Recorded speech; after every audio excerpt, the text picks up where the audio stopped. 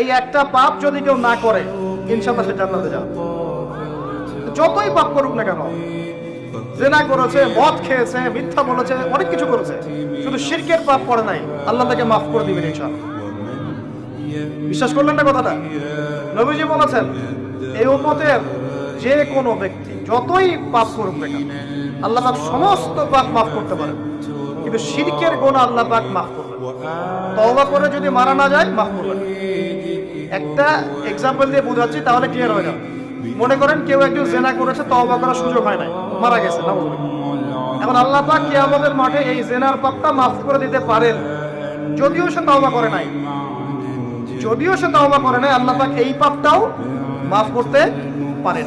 কিন্তু একজন ব্যক্তি শিরক করেছে, তওবা করে নাই, কিন্তু এই অবস্থায় যদি কাল কিয়ামতের মাঠে আল্লাহর সাথে সাক্ষাৎ করে, আল্লাহ তার গুনাহ মাফ করবেন। এই শিরকের অন্য পাপের এই হলো